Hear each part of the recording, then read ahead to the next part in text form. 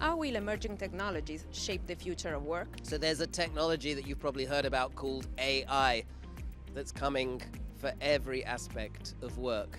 And we get a bit scared, but actually there's a reason to be optimistic. It's putting cognitive power, it's putting a brain into all sorts of processes. And that means a lot of the mundane tasks can be automated. And it's not just driving a truck, it's processing radiography images, it's dealing with large-scale customer discovery.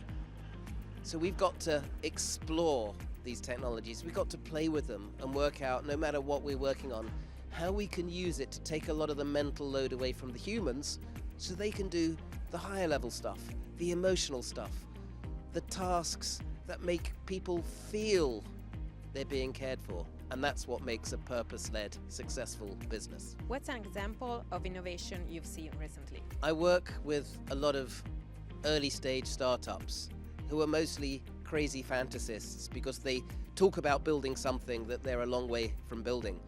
But they have to keep going, even with limited funds, even with a tiny team. And it forces them to be disciplined. That constraint means they have to keep pushing forward.